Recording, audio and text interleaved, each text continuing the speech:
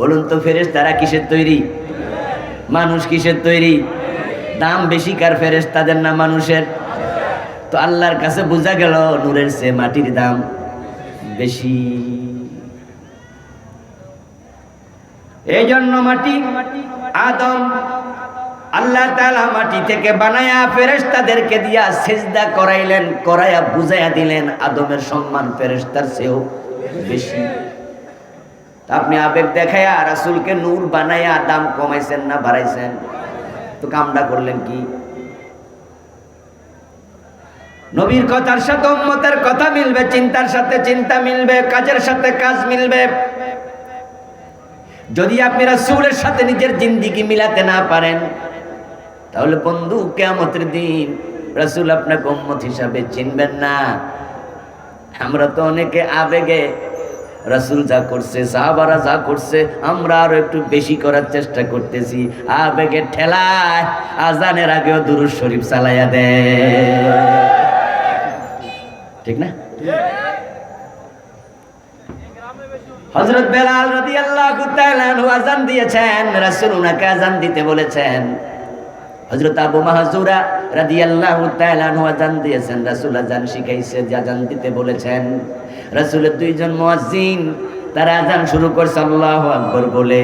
এখন আমাদের দেশের লোকেরা আযান শুরু করে দুরূদ শরীফ পড়ে, আবেগে পাইছে।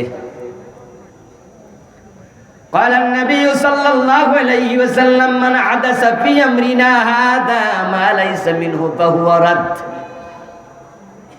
প্রিয় নবী বলেছেন, আমার দ্বীনের মাঝে যে ব্যক্তি বাড়াবে, নতুন কিছু তৈরি করবে, এটা বাতিল। وقال النبي واذا حلت شفاعتي لامتي الا لصاحب بدعه। প্রিয় নবী বলছেন, আমার উম্মতের জন্য আমার সুপারিশ হাসরের দিন আল্লাহ অনুমোদন করবে, হালাল করে দেবে। আমি আমার উম্মতের জন্য সুপারিশ করতে পারবো, তবে যে বেদাত করেছে, দ্বীনের মাঝে বাড়াইছে, তার জন্য আমার সুপারিশের অনুমতি নাই।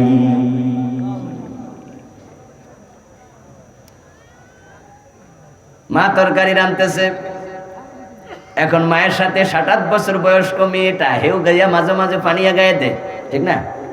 মার একটু এটা সেটা আগাইয়া দে, বাতিয়া গায়া দে, ফেলেটা গায়া দে। মা কয় ঠিক আছে আগাইয়া দে, কিন্তু যদি ওই মাইয়া যাইয়া তরকারির মাঝে লবণ দেয়, মরিচ দে, মা কয় এত কারবারি করিস না, নষ্ট হয়ে যাইব, ঠিক না? কয় আগে যেটা আসিলি ঠিক আসিলি, তুই শুধুমাত্র আগাইয়া দে, এই কামে তুই যাইস না, বেশি কারবারি করতে যাইস না। রাসূলুল্লাহ সাল্লাল্লাহু আলাইহি ওয়াসাল্লাম এবং সাহাবাদের সিরাত সুরত আমাদের জন্য আদর্শ। আলাইকুম বিসুন্নতি ওয়া সুন্নাতিল খুলাফায়ে রাশিদিন আল মাহদিয়িন, আলাইকুম মা আনা আলাইহি ওয়া আসহাবি। আল্লাহর হাবিবে সাহাবারা আযান দিয়েছে, দুরূদ পড়ে নাই শুরুতে, আল্লাহর হাবিব পড়তে বলেন নাই, রাসূলুল্লাহ সাল্লাল্লাহু আলাইহি ওয়াসাল্লাম শিখায় নাই, তারপরে আপনি আকবার এক করতেছেন। এখন ওই মায়ের মতো আপনাদেরকে আলেম উলামারা ধমক দেওয়া উচিত, এত কারবারি করিও না, বিপদ হবে। আল্লাহ রাসূল যা করেছেন করো, যা তিনি ছেড়েছেন ছাড়ো, এটা ইসলাম। মা তাকুমুর রাসূলু ফাখুযুহু ওয়া মা নাহাকুম আনহু ফান্তাহু। সুবহানাল্লাহ পড়েন। ইসলাম কত সুন্দর, কত সহজ। তারাকতুকুম মিসলাল বাইদা লাইলুহা ওয়া নাহারুহা সাওয়া। ইসলামের মাঝে কোনো স্পষ্টতা নাই, সব ফকফকা ক্লিয়ার দিনের আলোর মতো। মা তাকুমুর রাসূলু ফাখুযুহু, রাসূল যা নিয়ে এসেছেন, যা করতে বলেছেন করো, ওয়া মা নাহাকুম আনহু ফান্তাহু, যা ছাড়তে বলেছেন ছাড়ো। দিস ইজ ইসলাম। এখন রাসূলকে আল্লাহ কি দায়িত্ব দিলেন? মুসা, ঈসা, ইব্রাহিম, নূহ আলাইহিস সালামকে কি দায়িত্ব দিলেন? এই বড় বড় নবীদেরকে যে দায়িত্বগুলো দিলেন, প্রিয় নবীকে দিলেন, আমাদেরকে দিলেন, ওই দায়িত্বটা আমাদের সকলের জানা দরকার আছে কিনা? জানতেই হবে, জানতেই হবে। সব নবীর দায়িত্ব এটা ছিল। ওই দায়িত্বটা থেকে আজকে অসংখ্য মানুষ বেখবর, অনেক মানুষ গাফেল। হাজার হাজার নামাজি, হাজার হাজার রোজাওয়ালা, দাড়িওয়ালা, টুপিওয়ালা, সূরাতুশ শূরার 13 নম্বর আয়াতে আল্লাহ যে দায়িত্ব দিলেন তা থেকে গাফেল হয়ে বসে আছে। এখনো দায়িত্বটা জানার জন্য আপনাদের অন্তরে আগ্রহ তৈরি হয়েছে তো? সে দায়িত্বটা এবার আল্লাহ বলছেন আকিমুদ্দিন, আমি সব নবীকে আদেশ করেছি, তোমাদেরকেও করছি ও উম্মত, তোমরা আল্লাহর জমিনে আল্লাহর দ্বীন কায়েম করো। তোমরা জমিনে দ্বীন কায়েম করো। ওয়ালা তাতাফাররাকু ফীহি, এবং এই ব্যাপারে পরস্পর বিচ্ছিন্ন হইও না, মতবিরোধ করিও না, সবাই এক হয়ে যাও। সুবহানাল্লাহ, কি চমৎকার নির্দেশনা! দ্বীন কায়েম করো এবং পরস্পর মতবিরোধ করো না, বিচ্ছিন্ন হইও না। দ্বীন কায়েম করার জন্য ঐক্যবদ্ধ থাকো। বিচ্ছিন্ন হলে দ্বীন কায়েম করা যায় না। দ্বীন একা একা আমল করা যায়, কিন্তু দ্বীন কায়েম করার জন্য ঐক্যবদ্ধ হওয়া লাগে।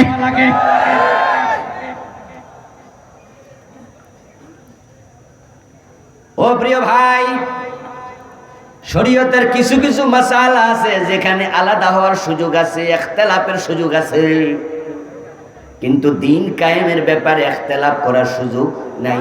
মতবিরোধ করে আলাদা হওয়া যাবে না। যেমন ইমাম সাহেবের পিছনে হঠাৎ করে নামাজের মাঝে একজন জোরে আমিন কইয়া বইছে, আছে না কিছু ভাই? এখন আপনি ইমাম সাহেবের নামাজের পরে বললেন, হুজুর এই যে আমার পাশে একজন দাঁড়ায় নামাজ পড়ছে, আপনি বলা দলিন যখন বললেন, বেড়া জোরে কইছে আমিন, বেড়ার নামাজ হয়েছে নি? হুজুর মুস্কি হাসি দিয়ে বলবে, আরে ভাই নামাজ হয়েছে, নামাজ বাতিল হয় নাই। আপনি কন্যা হে কয়টাও হাদিসে আছে।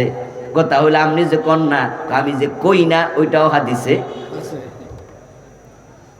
হুজুর আমার বাম পাশে যে খাড়াইছে হে বুকের উপরে হান বানছে, নামাজ হয়েছে নি? হুজুর বলবে, আরে এক জায়গায় বানলে চলে। কেউ বুকের উপরে, কেউ নাবির উপরে, কেউ নাবির নিচে, এক একজন এক জায়গায় বানছে, বান্ধব এ নিয়ে ঝগড়া করেন না তো, নামাজ হয়ে গেছে। তাহলে বোঝা গেল কিছু কিছু মাসআলা ইখতিলাফ গ্রহণযোগ্য, অসুবিধা। ইমাম আবু হানিফা রাহমাতুল্লাহ আলাইহি বলছেন, ইমামের পিছনে কেরাত পড়া যাবে না, চুপ করে থাকো, সূরা ফাতিহা পড়িও না, নামাজ হবে না। ইমাম শাফি রহমতুল্লাহ আলাইহি বলে সূরা ফাতিহা পড়তেই হবে, না পড়লে নামাজ হবে না। দুইজন একরকম কথা না দুই রকম? এখন আমার আপনি জিগান, হুজুর ইমাম আবু হানিফা একরকম কইল, ইমাম শাফি একরকম কইল, এই দুইজন হুজুরের মাঝে খারাপ হুজুর কেডা? আমি বলবো দুইজনই ভালো হুজুর, ঠিক না? দুইজনই বড় আলেম। তাহলে বোঝা গেল বড় আলেমরা মাঝে মাঝে ইখতিলাফ করে, ঠিক কি না? কিন্তু দ্বীন কায়েম করো, পরস্পর মতবিরোধ করিও না, বিচ্ছিন্ন হইও না। দ্বীন কায়েম এত ইম্পর্টেন্ট জিনিস, দ্বিমত করার অনুমতিও নেই। যে বিষয়টা এত ইম্পর্টেন্ট, ওই বিষয়টাই তো আমরা অনেকে বুঝি না। দ্বীন কায়েম কি? ও বন্ধু, কত সত্য শব্দ। আকিমুস সালাহ, নামাজ কায়েম করো। বলুন তো, নামাজ কায়েম করা নফল না ফরজ? তো আকিমুদ্দিন, দ্বীন কায়েম করো, একই শব্দ দিয়ে আল্লাহ বলছে। এখন এইটা নফল না ফরজ? তো নামাজ তো সবাই কায়েম কম বেশি করতেছেন, করার চেষ্টা করতেছেন। এখন দ্বীন কায়েমের খবর কি? এই ফরজিয়তে হাজার হাজার আলেম ও গাফেল, হাজার হাজার হাজি গাজী নামাজিও গাফেল।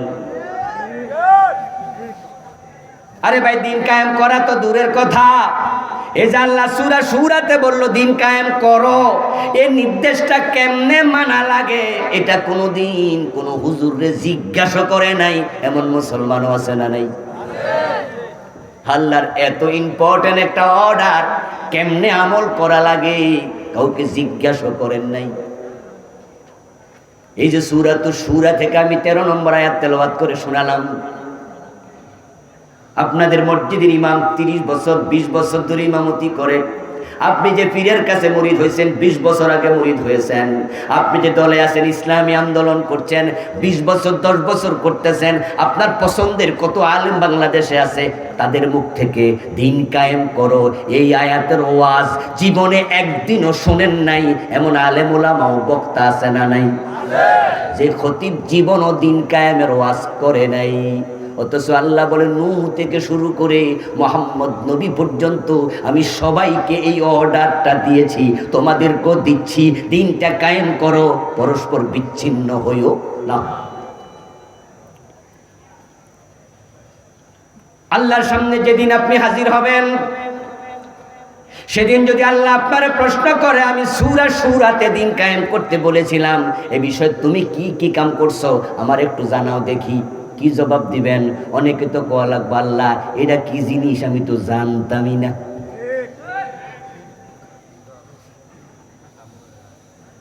আমার ভাইয়ারা বলুন তো, চোর ধরে হাত কাটা নফল না ফরজ? রাষ্ট্রের জন্য এটা নফল না ফরজ? চোর ধরে হাত কাটার আদেশ আল্লাহ কোরআনে কয়বার দিছে? আলেম ওলামারা বলবেন না, আস-সারিকু ওয়াস-সারিকাতু ফাকতাউ আইদিয়াহুমা, মাত্র একবার বলছে, একবার। এখন কেউ যদি মনে করেন আল্লাহ তো মাত্র একবার কইছে, এটা মনে না শুনলেও চলবে, ঈমান থাকবে? আমার আল্লাহ এক কথা বারবার বলতে হবে কেন? একবার বলাই যথেষ্ট, তিনি এত বড় হাকিম, তার নির্দেশ চিরধার্য। যখন কোর্টে কোনো মানুষের ফাঁসির অর্ডার হয়, তখন কি যিনি রায় দেয় তিনি লেখে নাকি ফাঁসি ফাঁসি ফাঁসি ফাঁসি, এটা বলে? তিনি শুধু লিখে দেয় এত দ্বারার মোতাবেক মামলা হয়েছে, সাক্ষী মুক্তি সব প্রমাণিত হয়েছে যে লোকটা খুনি, মানুষ খুন করেছে। তাই বাংলাদেশের দণ্ডবিধির ফৌজদারি বিধানের এত ধারার এত নম্বর অনুচ্ছেদ মোতাবেক তাকে ফাঁসি দেয়া হলো। কয়বার লেখে? একবারে কাম সেরা যায়, বারবার লেখা লাগে না।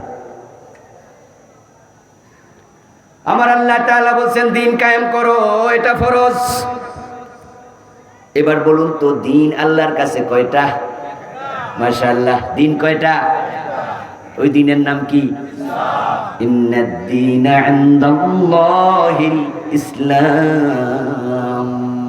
দিন মানে ইসলাম। তাহলে দিন কায়েম করো মানে সমাজে ইসলাম কায়েম করো। ومن يبتغي غير الإسلام دينا فلن يقبل منه। আরে কায়েত আল্লাহ তাআলা বলে কোন ব্যক্তি যদি ইসলাম বাদ দিয়া অন্য কোন দিন তালাশ করে তার থেকে সেটা গ্রহণ করা হবে না। কারণ আল্লাহর কাছে দিন মাত্র একটা, ওটার নাম হলো ইসলাম।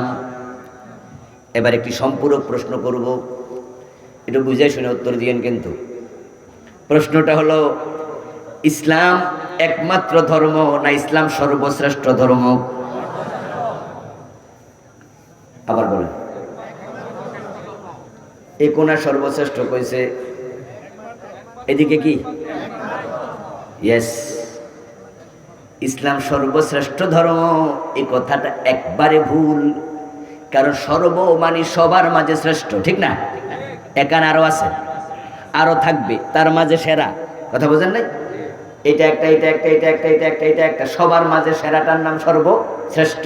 অথচ কোরআনে আল্লাহ বলছেন ইন্নাদ-দীনা ইনদাল্লাহিল ইসলাম, আল্লাহর কাছে দিন মাত্র একটা, শুধু একটা, সেটার নাম হলো ইসলাম। এই জন্য ইসলামকে সর্বশ্রেষ্ঠ ধর্ম নয়, বলতে হবে ইসলাম হলো একমাত্র ধর্ম। ইসলাম আসার পরে পৃথিবীর কোনো ধর্ম আর চলমান নাই, সবগুলো স্থগিত হয়ে। হযরত মুসা আলাইহিস সালাম যে ধর্ম নিয়ে এসেছেন, যদি নবী মুহাম্মদ তখন আসতেন, নবী মুসার ধর্ম স্টপ হয়ে যেত, স্থগিত হয়ে যেত। قال النبي صلى الله عليه وسلم لو كان موسى حيا وأدرك نبوتي لاتبعني। মুসা যদি জীবিত থাকতো, আমার নবুয়ত কাল পেয়ে যেত, তাহলে নবুয়ত কাল যদি পেত লাত্তাবানি, লামে তাকিদ দিয়ে বলেছেন অবশ্যই মুসা আমার উম্মত হয়ে তোমাদের মতো আমার অনুসরণ করত। মুসা আলাইহিস সালাম থাকলে নবী মুহাম্মদের উম্মত হয়ে তাকে অনুসরণ করা ফরজ হয়ে যেত। রাসূলুল্লাহ আসার পরে কোনো দিন আর চলমান নাই, সব স্থগিত। এখন দিন কয়টা? সবাই বলুন কয়টা? সেটার নাম কি? তো দিন কায়েম করো মানে কি? ইসলাম কায়েম করো। এখন কায়েম কাকে বলে? কায়েম হলো প্রতিষ্ঠিত করা। যা এলোমেলো হয়ে আছে, শুয়ে আছে, এগুলোকে দাঁড় করানোর নাম কায়েম। এই যে আজকে প্যান্ডেলটা এখানে কায়েম আছে, কিন্তু গতকাল দুপুরে কি প্যান্ডেলটা এমন ছিল? এখানে বাঁশ ছিল, শুয়ে আছে, সামিয়ানা ছিল, পড়ে আছে। এখন যারা এই দায়িত্ব নিয়েছে তারা একটা একটা করে খুঁটি গাড়াইছে, বাঁশ গাড়াইছে, তারপরে আস্তে আস্তে করে সামিয়ানা বানতে বানতে এই যে একটা পজিশনে এনেছে, এটা হলো প্যান্ডেল কায়েম হয়েছে। ইসলাম কায়েম হবে তখন যখন রাষ্ট্রের বটম থেকে টপ পর্যন্ত ইসলামের সব আইন পাওয়া যাবে।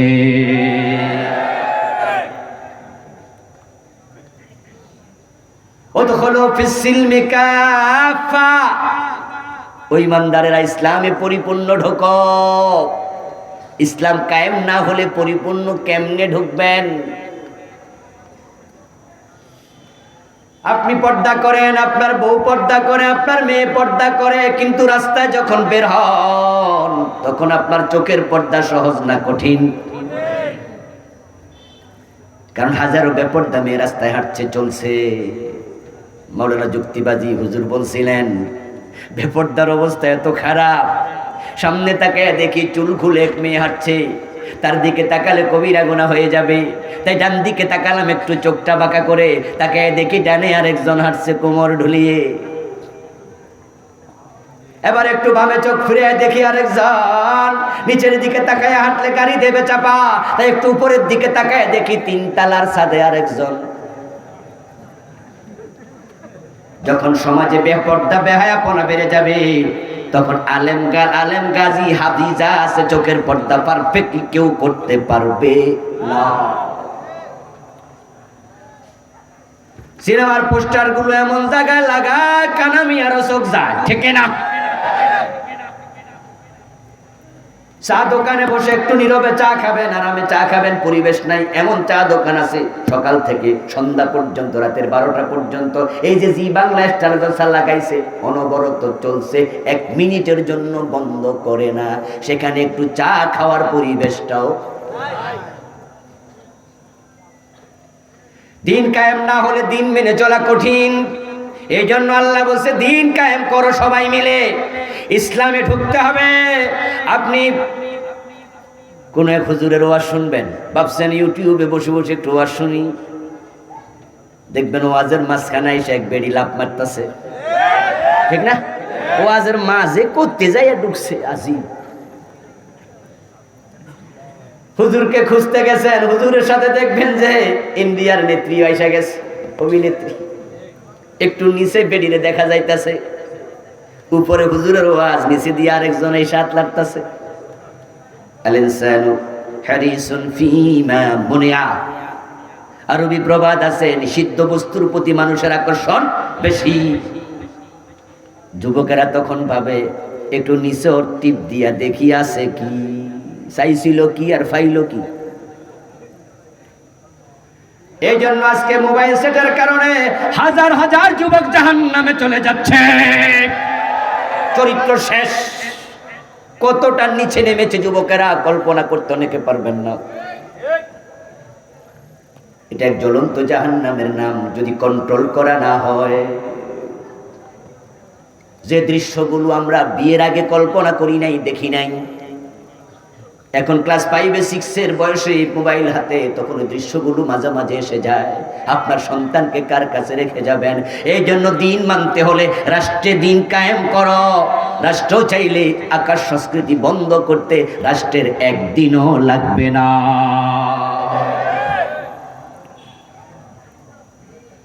আমার বন্ধু, দিন কায়েম করো, পরস্পর মতবিরোধ করো না। ইসলাম কায়েম করা মানে হলো সমাজের পরতে পরতে প্রতিটা জায়গায় ইসলামকে তুমি এস্টাবলিশ করো। এটা নবীদের দায়িত্ব, তোমার দায়িত্ব। রাসূলুল্লাহ সাল্লাল্লাহু আলাইহি ওয়াসাল্লাম মক্কায় 13 বছর চেষ্টা করলেন, কিন্তু তিনি সেখানে ইসলাম এস্টাবলিশ করতে পারেন নাই। কেমনে পারবেন? অথচ মক্কাতে সূরা নাজিল হয়েছে সবচেয়ে বেশি, 114টা সূরা। মক্কা নাজিল হয়েছে কয়টা? 86। কতগুলো নাজিল হলো মক্কায়। রাসূলের নবুয়তের জিন্দেগি ছিল 23 বছর, তার মাঝে মক্কায় ছিল 13, মদিনায় 10, সেখানে 3 বছর বেশি, কিন্তু ইসলাম কায়েম হয় নাই। এর কারণ যে কোরআন আল্লাহ নাজিল করেছিলেন, ওই কোরআন নিয়ে বিশ্বনবী মক্কার সংসদ দারুন নাদওয়ায় ঢুকতে পারেন নাই, তাই কোরআনের বিধান সমাজে চালু করা যায়নি।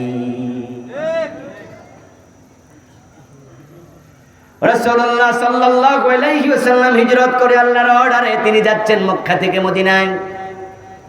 যাওয়ার পথে আল্লাহ ওনাকে শিখাইয়া দিলেন, নবী হে আমার কাছে দোয়া করুন, ওয়াজআললি বিল্লাদুনকা সুলতানান নাসীরা, ও আল্লাহ তুমি আমাকে রাষ্ট্র শক্তি দিয়া সাহায্য করো।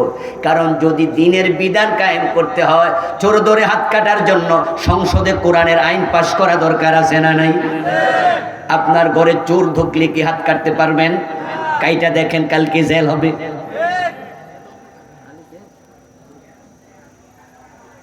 এবং আপনার অনুমতিও নাই। এটা ফৌজদারি বিধান ব্যক্তি কায়েম করবে না, করবে এটা নেতারা, লিডাররা। এখন এলাকার নেতা হলো চেয়ারম্যান সাহেব, ওনার অফিসে নিয়ে যাবেন চোর ধরে, উনি কি হাত কাটতে পারবে? কাইটটা দেখুক চেয়ারম্যানই একদিনে শেষ, লাল বাতি জ্বলে যাবে, রাষ্ট্রদ্রোহ মামলা হবে। চোর ধরে হাত কাটতে হবে, এটা আল্লাহর বিধান। রাসূলুল্লাহ সাল্লাল্লাহু আলাইহি ওয়াসাল্লাম বলেছেন, আমার মেয়ে ফাতেমা যদি চুরি করে, আমি ফাতেমার হাতটাও কেটে দেব। চোর ধরে হাত কাটা এটা কোনো শখের ব্যাপার নয়, এটা আল্লাহর অর্ডার। 50 বছরের বাংলাদেশ চলে গেল, এই 50 বছরে আল্লাহর এই আইন একদিনের জন্য বাস্তবায়ন হয় নাই।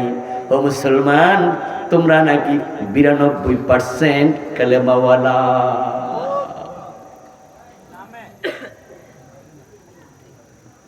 আমার ভাইয়ের হযরত ওমর রাদিয়াল্লাহু তাআলা আনহুর ছেলে আবু শাহামা মদ পান করেছে। হযরত ওমর তাকে 80 বেত্রাঘাত করেছে, ছাড় দেন নাই।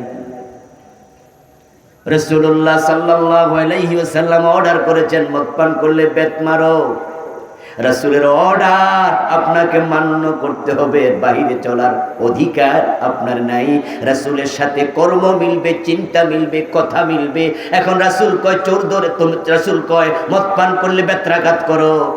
50 বছরের বাংলাদেশে বেত্রাঘাতের আদেশ আজ পর্যন্ত কোনো হাকিম একবারও দেয় নাই। ও মুসলমান, দিন কায়েম করা তোমার জন্য আমার জন্য ফরজ। দিন কায়েম না থাকার কারণে ওয়াজ দিয়া মদ বন্ধ করা যায় না। এখন ইয়াবা মুসলমানের ঘরে ঘরে চলে যাচ্ছে, যুব সমাজ শেষ। ক্লাস 9-এ পড়ুয়া মেয়ে ঐশী মদ পান করে বাবা মা দুইজনকে ড্রাগ অ্যাডিক্টেড হয়ে এসে হত্যা করে জাতির চোখে আঙ্গুল দিয়ে বুঝাইয়া গেছে, তোমরা যদি সজাগ না হও, সচেতন না হও, এই মাদক প্রাইমারি স্কুলও চলে যেতে পারে। ও মুসলমান, এখন মাদক কেমনে বন্ধ করবেন? মাঝে মাঝে আমাদেরকে বলে, হুজুর, এসপি সাহেব আমার কানে কানে এসে একবার বলতেছে এক মাহফিলে, হুজুর আপনি 10 মিনিট হইল মাদকের বিরুদ্ধে কয়েন, এটা আমার অনুরোধ। বিভিন্ন জায়গায় চেয়ারম্যান, মেয়র, বড় বড় নেতারা বলে, হুজুর মাদকের শেষ হয়ে যাচ্ছে, একটু ওয়াজ করিয়েন আপনারা। আমি বলি, ভাই আপনাদের আন্তরিকতা দেখে ভালো লাগে যে মাদকের বিরুদ্ধে আপনারাও আছেন, কিন্তু ওয়াজ করে তো মাদক বন্ধ করা যাবে না।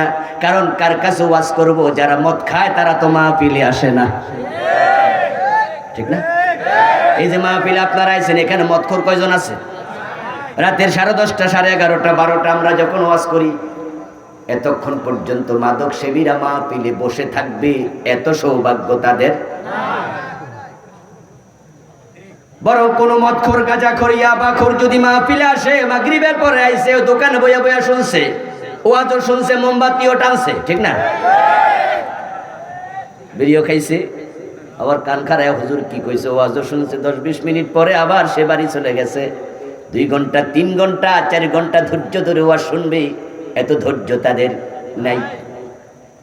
দেখুন আমি ওয়াজ করলাম মাদকের বিরুদ্ধে, লাভটা হলো কি? তারা তো মদ খায় না, জ্বর উঠছে, যার কম্বল দরকার তার, ঠিক না? যার জ্বর উঠছে না হে প্যারাসিটামল খাবে, লাভটা কি? ওয়াজ করলে যদি চুরি বন্ধ হয়ে যেত, প্রিয় নবীর মতো বিশ্বের আর ওয়াজিন কে আছে? এত সেরা ওয়াজিন কে? আল্লাহ বলতেন, ও নবী চোর ধরে 10 মিনিট ওয়াজ করে দেন, তাহলে তার চোর ধরে হাত কাটা লাগতোই না। রাসূল ওয়াজ করতো, সব চোর ভালো হয়ে যেত। কিন্তু আল্লাহ কয় না, হাত কাটেন। আল্লাহ বোঝে চোরে শুনবে না ধর্মের কাহিনী। হযরত ওমর তার ছেলেকে 80 বেত্রাঘাত করলেন। কবি নজরুল চমৎকার করে বলেছেন, মদ্যপানের অপরাধে প্রিয় পুত্রকে নিজ করে মেরেছ দুর্রা, মরেছে পুত্র তোমারই চোখের পরে। এখন আজকে আমি সারা দেশ দেখি মাদক বিরোধী, আশ্চর্য হই। কিরে, টেকনাফ থেকে যখন কক্সবাজারের দিকে আসি, 1-2 মাইল পর পর শুধুমাত্র গাড়ি দাঁড়া করে চেক করতেছে। কখনো পুলিশের চেকপোস্ট, কখনো বিজিবির চেকপোস্ট, কখনো র্যাবের চেকপোস্ট, কখনো সেনাবাহিনীর চেকপোস্ট, কখনো আনসারের চেকপোস্ট। সবাই শুধু মাদক খোঁজে, মাদক ইয়াবা যায় নাকি। এরপরও পত্রিকায় মাঝে মাঝে দেখি 3 লাখ পিস ধরা খাইছে, 5 লাখ পিস খাইছে। যদি ওই ধরা না খাইতো তাহলে নিশ্চয়ই দেশে ঢুকতো, আর তখন কোথায় যাইতো? পুরা জাতি মাদক বিরোধী। আমাদের স্বরাষ্ট্রমন্ত্রী বলতেছেন, আমার মাদকের ব্যাপারে 0 টলারেন্স। এমপি মাদক বিরোধী, মন্ত্রী মাদক বিরোধী, নেতা মাদক বিরোধী, চেয়ারম্যান বিরোধী, মেম্বার বিরোধী, শিক্ষক বিরোধী, বক্তা বিরোধী, আলেম বিরোধী, সবাই মাদক বিরোধী। তারপরে এত মাদক দেশে কেন বন্ধ করা যায় না? তোমার বিরোধিতায় কিচ্ছু আসে যায় না। যারা মদ খাওয়ার তারা খাবে। যদি মদ বন্ধ করতে চাও, ওমরের মতো 80 বেতেরান চালু করে দাও, দেখবা 6 মাস পরে পুরা বাংলায় মদখোর খুঁজে পাওয়া যাবে না।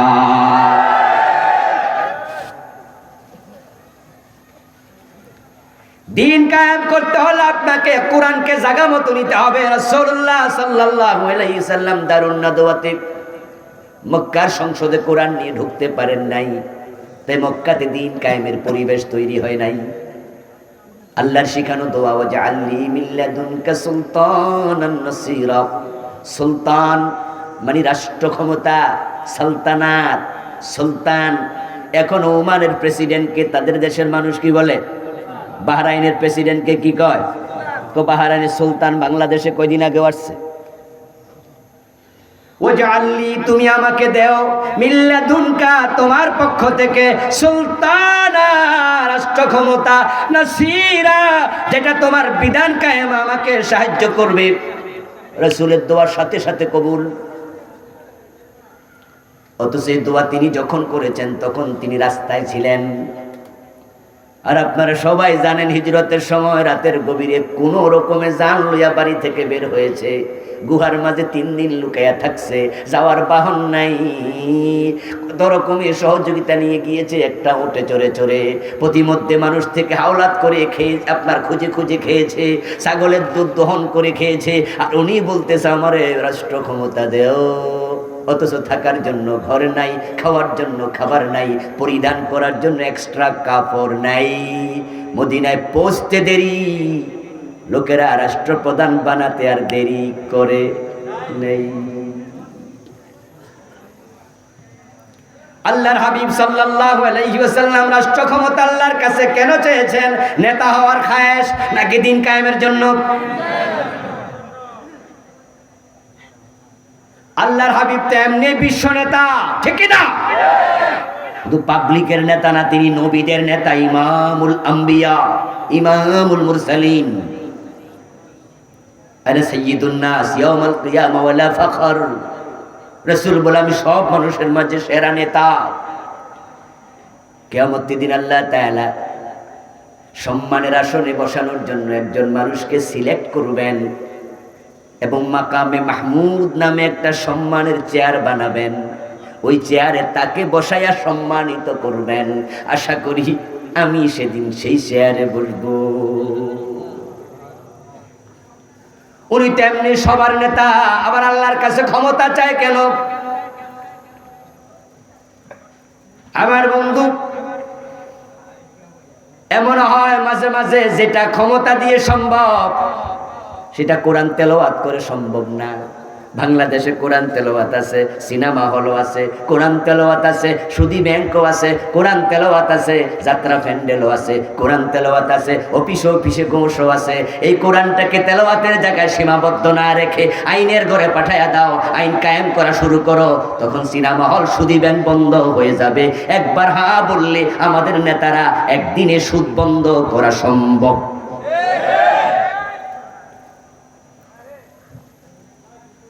আমরা সুদের বিরুদ্ধে কত বড় বড় আলেমদেরকে ওয়াজ করতে শুনেছি। ওয়াজ করতে করতে বড় বড় হুজুররা মরে গেছে। আপনারা বলুন তো, সুদ কি মারা গেছে না আরো জওয়ান হয়েছে? এতে বোঝা গেল ওয়াজ দিয়ে সুদ বন্ধ করা সম্ভব না। বরং মানুষগুলো সুদের সাথে এখন এমন ভাবে লেগেছে, কেউ সুদ খায়, কেউ সুদ দেয়, কেউ সুদ লেখালেখি করে, কেউ সুদের সাক্ষী হয়। আল্লাহর হাবিব বলেছেন, 4 গ্রুপের উপর আল্লাহর লানত ওয়া হুম সাওয়াউন, অপরাধে তারা 4 জন সমান। এখন এবার মানুষ বাছাই করে আলাদা করুন। সুদ যে খায় তাকে সরাই এক জায়গায় নেন, সুদ যে দেয় তাকে তার সাথে দেন, সুদের যে সাক্ষী হয়েছে তাকে তার সাথে দেন, সুদ যে লেখালেখি করে তাকেও তার সাথে দেন। এখন ভালো মানুষ কয়জন পাইবেন? ওই কোম্পানিগঞ্জ বাজারে দোকানদারদের খবর নেন, দোকানদার 100 জনের মাঝে 99 জন পাবেন সুদ হয়তো খায়, না হয় সুদ দেয়। 100তে 99 পাবেন।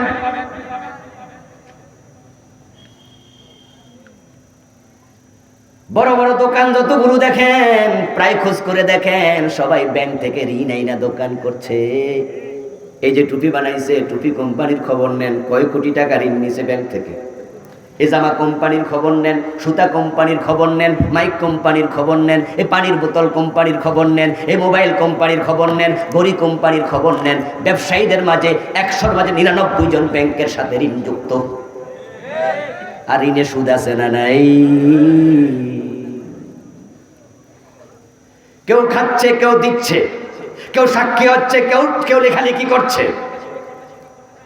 قال النبي صلى الله عليه وسلم من أكل درهم ربا وهو يعلم أنه أشد من 36 زينة। প্রিয় নবী বলছেন, যে ব্যক্তি জেনে শুনে 1 টাকা সুদ খাবে, তার আমলনামায় 36 বার জেনা করলে যত গুনাহ হয় তার চেয়ে বেশি লিখে দেয়া হবে। 4 জন যেহেতু সমান, সুদ দিলেও সমান গুনাহ হবে, সাক্ষী থাকলে সমান গুনাহ হবে, লেখালেখি করলে সমান গুনাহ হবে। 1 টাকা 36 বার জেনা, 100 টাকায় 3600 বার জেনা, 1000 টাকায় 36,000 বার জেনা। অথচ এই লোকগুলাই আবার মসজিদে ইমামের পিছনে দাঁড়াইয়া নামাজ পড়ে আর কয়, ইয়াকা নাবুদু ওয়া ইয়াকা নাস্তাইন, আল্লাহ আমি তোমার গোলামি করি। আল্লাহ কয়, তাই বুঝি? তাহলে এত সুদ খায় কে?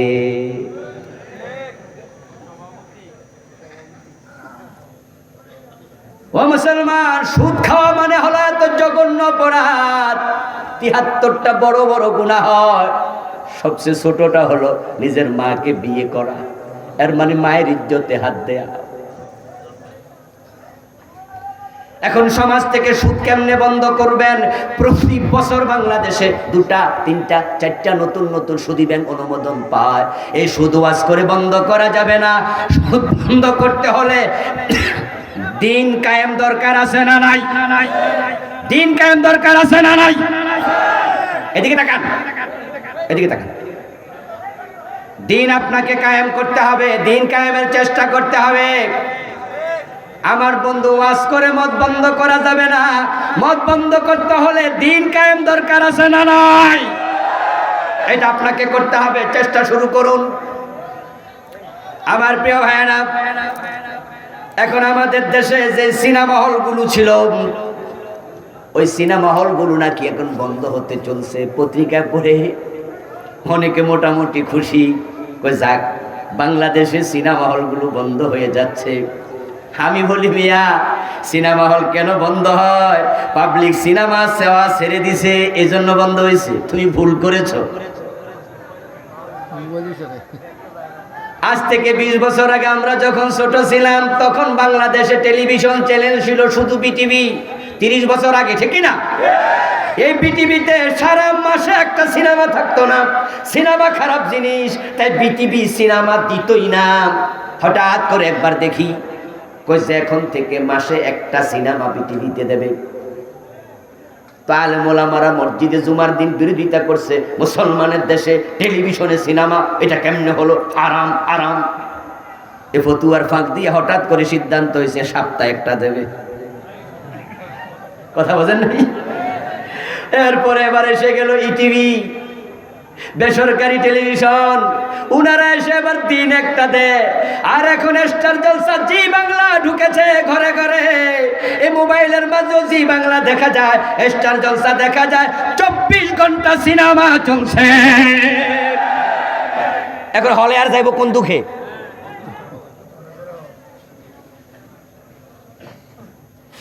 বাংলাদেশের সিনেমা যুবকদের চরিত্র ধ্বংস করার জন্য যথেষ্ট নয়, এই জন্য ভারত থেকে সিনেমা আমদানি চলছে। আস্তাগফিরুল্লাহ। মুসলমান, দিন কায়েম তোমরা করো না, এই আন্দোলনে তোমরা নাই, তাই তোমাদের সন্তানরা ঈমান হারা হয়ে যাচ্ছে। ঈমান হারা কেমনে শুনুন। বাংলাদেশের সিনেমা যখন এই দেশে ছিল তখন এই দেশের কালচার লালন। এখন এই সিনটা করার সময় স্বামীর হাতে একটা লাঠি দিল, স্বামী তার বউকে কয়ে গা মারলো, তখন বউ চিৎকার দিয়া কয় আল্লাহ আল্লাহ আমারে বাঁচাও, আল্লাহ আমারে বাঁচাও। খেয়াল করুন, ওই বেটি কাপড় ফালাই দিছে মাথা থেকে, গায়ের কাপড় ফালাই আসে দৌড়াচ্ছে। আপনার শাড়ি টানতে টানতে তার দিকে তাকাইলে আপনার কবিরা গুনাহ হবে, কিন্তু ঈমান যাবে না, কারণ সে চিৎকার দিয়া ডাকছে কারে? কথা কয় না মানুষ, কারে ডাকছে? এটা দেশের কালচার।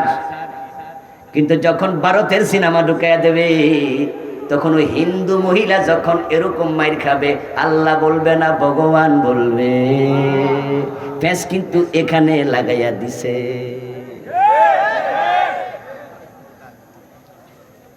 এই জি বাংলা স্টার জলসা মুসলমানের ঘরে ঘরে। যখন ভারতের কলকাতায় বসে হিন্দুরা পূজা করে, ওই জি বাংলার ভিতরে দিয়া হাজী সাহেবের ঘরে উলুধ্বনি বাজছে। ঢুকে গেছে তোমার ঘরে পূজার উলুধ্বনি।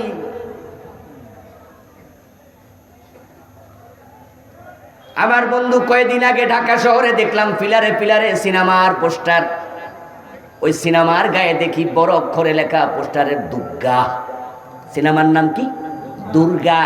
এটারে 2টা ঘ দিয়া ওরা একটু ব্যতিক্রম করে লিখছে দুর্গা। দেখলাম সিনেমার পোস্টারের মাঝে এরকম দুর্গা দেবীর 10 হাত। আমি ভাবলাম হায় রে, দেশ কোথায় যাচ্ছে, কোথায়? এই যে ভারতের সিনেমা বাংলাদেশে আমদানি করলা, 10 হাতের মাঝে কি আছে? হিন্দুদের বিশ্বাস হলো দুর্গা দেবীর 10 হাতে 10 রকমের ক্ষমতা আছে, ঠিক না? এরকম হাতে একটা বড় রকমের তীরের মতো লইয়া সেই অসুর বধ করে, অসুরকে বধ করে। আমি ছোটকালে যে স্কুলে পড়েছি, মাদ্রাসা স্কুল একসাথে ছিল আমাদের দেশে, গাছবাড়িয়া গাউসিয়া তৈবিয়া মাদ্রাসা আমি পড়েছি। প্রাইমারি স্কুল ওখানে ছিল, 1 ক্লাস ওখানেও পড়েছি। ঠিক মাদ্রাসার সামনে ছিল হিন্দুদের মন্দির। আমাদের মাদ্রাসার ঘর থেকে হয়তো 100 গজ দূরে হবে। ও গ্রামে কিছু হিন্দু আছে, ওদের মন্দির তখন ছিল কাঁচা মাটির ঘর, দরজাও ছিল না। তো ওরা যে মূর্তিগুলো বানায় রাখছে, আমরা যখন দুপুর বেলায় খেলতে যাইতাম তখন আমরা দেখতাম মূর্তি, দরজা তো নাই, দেখাই যেত। ওখানে আমরা দেখতাম যে একটা মূর্তির হাতের মাঝে বড় একটা খন্তা, আবার আরেকটা দেখতাম জিব্বা এত মোড়া বাইর করে রয়েছে। একটার নাম কি? দুর্গা। ওটার নাম কি? অসুর। তো হাতেরই দেখি অসুর বড় খারাপ, ওকে বধ করার জন্য দুর্গা দেবী মারতেছে শাবক। আচ্ছা, এখন ভারতীয় সিনেমার যখন 10 হাতের দুর্গা দেবীকে তারা সিনে আনবে, নিশ্চয়ই সিনেমার মাঝে তারা দুর্গা দেবীর 10 হাতের 10টা ক্ষমতা দেখাবে। আমাদের ক্লাস 8-এ পড়া, 9-এ পড়া, 6-এ পড়া ছোট ছোট বাচ্চাগুলো ওই ছবি যখন দেখবে তারাও মনে মনে ভাববে দুর্গার নিশ্চয়ই ক্ষমতা আছে। এটা ভাবার সাথে সাথে ঈমান শেষ। তাহলে আগে বাংলাদেশি সিনেমা দেখলে কবিরা গুনাহ হতো, আমল নষ্ট হতো, ঈমান যেত না। এখন তারা এমন সিনেমা ঢুকাইছে দেখলে ঈমান পর্যন্ত চলে যায়। এখন ঈমান বাঁচাতে হলে আল্লাহর দ্বীন কায়েমের দরকার আছে না নাই? দ্বীন কায়েম করো, বিচ্ছিন্ন হয়ো না। ও মুসলমান, কোরআন মাজিদ আল্লাহ তাআলা বারবার বলেছেন, লাকাদ খালাকনাল ইনসানা মিন সুলালাতিন মিন তিনিল লাযিব মিন হামাইম মাসনুন মিন সালসালিন কাল ফাখার। আমি মানুষ বানাইছি এঁটেল মাটি থেকে, ভিজা মাটি থেকে, শুকনা মাটি থেকে, মাটির নির্যাস থেকে। আমি আদমকে ডিরেক্টলি মাটি থেকে বানিয়েছি, আল্লাহ বারবার কোরআনে বলেছেন। এখন আমাদের পাঠ্যপুস্তকে ঢুকানো হচ্ছে মানুষ নাকি মাটি থেকে নয়, আদম থেকে নয়, মানুষ হইছে বানর থেকে।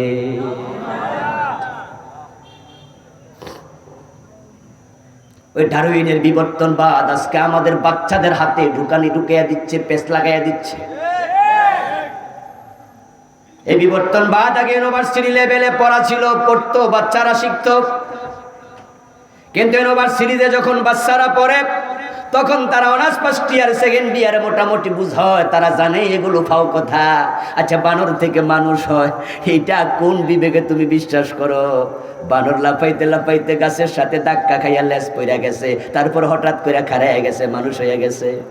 আচ্ছা, এটা যদি হয়, বর্তমানে কি আমাদের হিল ট্যাক্সে বান্দর নাই? তো মানুষ হয়েছে এ পর্যন্ত কয়টা? মানুষ যদি বানর থেকে হতো, জঙ্গলে যাই আমরা মাঝে মাঝে দেখতাম এই তো অর্ধেক হয়েছে, আর একটা 3 ভাগের 1 ভাগ হয়েছে, ঠিক না? আর একটা দেখতাম যে ওই যে গাছে আছে, এটা মোটামুটি আগামী সপ্তাহে মানুষ হয়ে নেমে যাব। আমি মাঝে মাঝে ভাবি যে ডারউইন এটা লেখছে, লেখার আগে কি পরিমাণ গাঁজা খাইছে আল্লাহ জানে। এবং খাইছে মেয়াজ ছাড়াটাই, ঠিক আছে, এবং ওভারডোজ।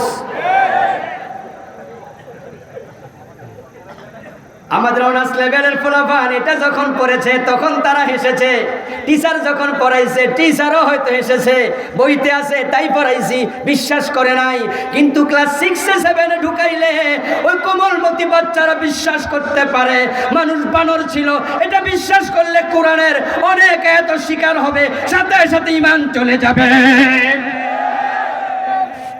এগুলো থামাতে হলে অবশ্যই দ্বীন কায়েম করতেই হবে। দ্বীন কায়েম না থাকার কারণে চতুর্মুখী ঈমান ধ্বংসের ষড়যন্ত্র চলছে। এখন এই দ্বীন কায়েমের কথা আল্লাহ পাক রব্বুল আলামিন বলার পরে এবার পরবর্তী অংশে কি বলছেন দেখেন। আল্লাহ তাআলা বলছে, কাবুরা আলাল মুশরিকিনা মা তাদউহুম ইলাইহি। ও প্রিয় নবী, যে দ্বীন কায়েমের জন্য আপনি মানুষকে ডাকবেন, যাদের অন্তরে শিরক আছে তারা এটা সহ্য করবে না। কাবুরা আলাল মুশরিকিনা মা তাদউহুম ইলাইহি। আপনি যখনই দ্বীন কায়েমের জন্য ডাকবেন, এটা মুশরিকদের কাছে অসহনীয় লাগবে, তাদের ভালো লাগবে না। নামাজের ওয়াজ করলে তারা রাগ হবে না, রোজার ওয়াজ করলে তারা রাগ হবে না, হজের কথা বললে তারা মাইন্ড করবে না। কিন্তু দ্বীন কায়েমের কথা বললে ইমামের চাকরি থাকবে না, আলেম উলামার চাকরি থাকবে না। দ্বীন কায়েমের কথা বললে জেলে দেবে, প্রয়োজনে ফাঁসিতে ঝুলাইয়া দেবে।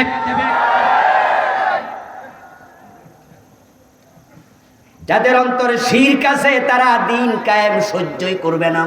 কে বলেছেন? আল্লাহ। অতটুকু কথা বলেছেন কে? আল্লাহ। কিছু ব্যাখ্যা টেক্কা আমার ছিল, এখন কিন্তু অনুবাদ।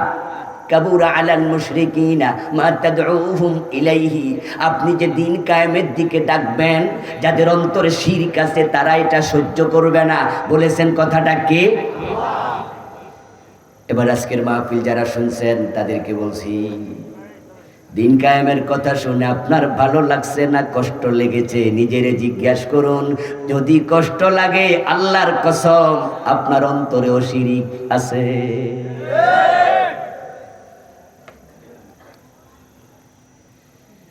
শিরিক করার জন্য আপনি মন্দিরে যাওয়া দরকার নাই, শিরিক করার জন্য আপনি পেগোডায় যাওয়া দরকার নাই, শিরক করার জন্য গির্জায় যাওয়া দরকার নাই।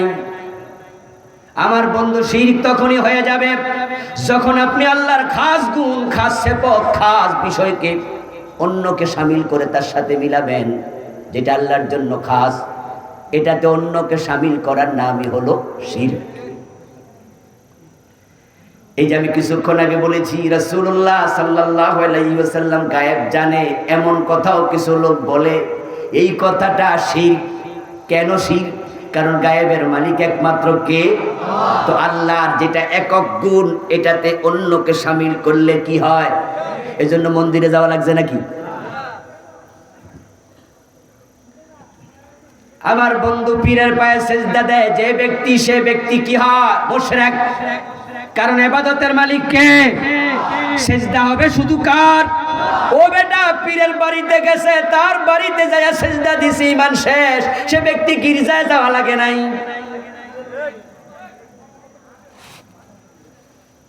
মসজিদে আপনি ঢুকেছেন, ইমাম সাহেব ওয়াজ করছেন, নতুন ইমাম, আমারে আনছেন আপনারা, আজকের ওয়াজ শুইনা সিদ্ধান্ত নিয়েন আমারে রাখবেন কি রাখবেন না। এরকম কত মসজিদ আমি সারছি, তার হিসাব নাই। কারণ আমার ঘোষণা স্পষ্ট, মসজিদ সভাপতির আইনে চলবে না, মসজিদ চলবে আল্লাহর আইনে। সেক্রেটারির কথায় মসজিদ চলবে না, মসজিদ চলবে আল্লাহর কথায়। আমার কথায় মসজিদ চলবে না। আমি ইমাম যদি মাগরিবের ফরজ 2 রাকাত পরে সালাম ফিরাই, আমারে লোকমা দেবেন। মসজিদ চলবে কোরআন সুন্নাহর আলোকে। সভাপতি, সেক্রেটারি সবাই কয়, যাক, এতদিন একজন বালা হুজুর, বেটার ইমান তাজা আছে, আমরারও ডরায় না, এটাই তো দরকার। মুসল্লিরাও খুশি। আগের ইমাম সাহেব ওযু কইরা নামাজে খাড়াইয়া পিছের দিকে তাকাইতো, সভাপতি আইসেনি, না আইলে 3 মিনিট খাড়াই থাকতো। এমন তেলবাজ ইমাম আছে না নাই? ও বেটা মেরুদণ্ডহীন, কিন্তু এই হুজুর যেমনে কইতাছে বুঝা গেল কারেরও সার। আল্লাহর আইনে মসজিদ চলবে, এই ওয়াজ যদি হুজুর করে, আপনারা কেউ দ্বিমত করবেন? আমার মনে হয় 1000 মুসল্লি থাকলে 1000 বলবে হ্যাঁ আমরা রাজি। এবার হুজুর বলতেছে, শুধু আল্লাহর আইনে মসজিদ চলবে না, সংসদ ভবনও চলা লাগবে, আদালতও চলা লাগবে, গণভবন, বঙ্গভবন, সচিবালয় চলা লাগবে। এবার মুসল্লি 2 ভাগ, 1 ভাগ কয় জি, আর 1 ভাগ যারা নেতা টাইপের আছে, তারাটা এবার মাথা একটু নোয়াইয়া কয়, হুজুর তো সুবিধা।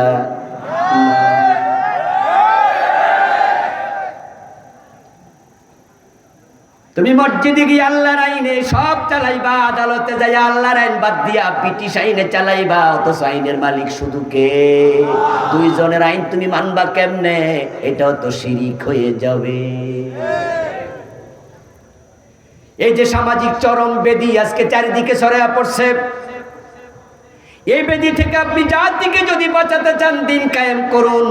এখন দিন কায়েমের রাস্তা কখনো কুসুমাস্তীর্ণ ছিল না। আপনি জিকিরের ওয়াজ করুন, দেখবেন যে জীবনও জিকির করে না, সেও কবে আজকে একটা দারুণ ওয়াজ শুনছি। আপনি নামাজের ওয়াজ করুন, বেনামাজি পর্যন্ত মাথা নেড়ে বলবে যে হুজুর ওয়াজটা হেভি, আমি পড়ি না, এটা আমার দোষ, কিন্তু ওয়াজটা ঠিক। আর চোর ধরে হাত কাটার কথা বলুন, ডাকাত ধরে শুলে দেওয়ার কথা বলুন, জেনা করলে পাথর মারার কথা বলুন, মদ পান করলে আশিবেতের কথা বলুন। এখন যারা অপরাধী আছে তারা কেউ সাপোর্ট করবে না, বলবে এমন হুজুর দরকার। কারণ তারা ভাববে যারা চোর আছে, চোর তো অভাব নাই বাংলাদেশে, কেউ বড় চোর, কেউ ছোট চোর। ছোট চোররা করে নারকেল গাছে নারকেল চুরি, ডাব গাছে ডাব চুরি, ঘরে ছাগল চুরি, সাইকেল চুরি, মোটর সাইকেল, মসজিদে জুতা, ম্যানহোলের ঢাকনা। তাদের জ্বালা আমরা শান্তিতে আছি, দরজা খুলে ঘুমাতে পারি না। আর বড় চোরগুলা দেশটাকে ফতুর কইরা কানাডায় বাড়ি বানাচ্ছে, বেগম ভাড়া করে তুলছে, দেশের কোটি কোটি টাকা লোপাট করে ফেলেছে। আর সেই আপনি যখন মসজিদে যাই আওয়াজ করবেন, ওই চোরগুলো জুমার দিন মসজিদে আছে না নাই? যেই মাত্র বলবেন চোর ধরে হাত কাটা হয়ে, তখন তো সে হাতের দিকে তাকাবে, কি কয় রে হুজুরে, ঠিক না? এই হুজুরদের মতো সব হুজুর যদি এই ওয়াজ শুরু করে, পাবলিক যদি এই ওয়াজ গ্রহণ করে, আমার তো উপায় নাই। কারণ পরে যায় আয়না দেখলে আয়নার ভিতরে চোর দেখতে পায়। এই জন্য চোররা খেপে যাবে। ইসলাম বিজয় হলে, দিন কায়েম হলে সিনেমা হল বন্ধ, সিনেমাওয়ালা খেপে যাবে। সুদী ব্যাংক বন্ধ, সুদওয়ালা খেপে যাবে। ঘোষ বন্ধ হবে, ঘোষওয়ালা খেপে যাবে। বেপর্দা বেহায়াপনা বন্ধ, তাই যারা আছে সিনেমার নায়ক নায়িকা তারা খেপে যাবে। অশ্লীলতা বেহায়াপনা যারা প্রমোট করে তারা খেপে যাবে। তারা বলবে হুজুররা মেয়েদেরকে বোরকার ভিতরে ঢুকাইয়া বক্সবন্দি করতে চায়, তারা সবগুলো মৌলবাদী। আর আমরা মেয়েদেরকে উলঙ্গ রাস্তায় দেখতে চাই, আমরা হলাম আধুনিক। তখন আপনার গায়ে মৌলবাদের তকমা লেগে যাবে। চান্স পাইলে জঙ্গি বলে জেলে দেয়া হবে। রাস্তাটা বড় কঠিন হয়ে উঠবে। তাই দিন কায়েমের কথা বলা সহজ নয়। তাই সব আলেম এই ওয়াজ করতে রাজি হয় না। কঠিন কাজ। যেই পাঁচজন নবীর আলোচনায় আয়াতের মাঝে এসেছে, বার্তাকে দেখেন মুসলমান। নূহ নবীর 1 নাম্বার নাম বলেছে। নূহ আলাইহিস সালাম মার খাইতে খাইতে বেহুশ হয়ে গেছে। 950 বছর মানুষকে দাওয়াত দিছে, মারতে মারতে বেহুশ করত। হুঁশ ফিরে আসলে আবার দাওয়াত দিতেন। ইব্রাহিমের দিকে তাকায় দেখেন আগুনে ফেলে দিয়েছে। মূসা আলাইহিস সালামের দিকে তাকায় দেখেন মিশর থেকে বের করে দিয়েছে। হযরত বিশ্বনবী মুহাম্মদুর রাসূলুল্লাহর দিকে তাকায় দেখেন দাঁত নাই, কাঁচা দাঁত ভেঙে ফেলেছে, হেলমেট ভেঙে মাথায় ঢুকেছে। 3 ঘন্টা বেহুশ ছিলেন। মক্কায় 3 বছর শিবে আবি তালেবে বন্দি রেখেছে। খাবার, খাদ্য, পানীয় কোনোটাই সাপ্লাই দেয়া হয় নাই। খাদ্যের অভাবে গাছের ছাল বাকল লতা পাতা খেয়েছে রাসূল পরিবারের সদস্য।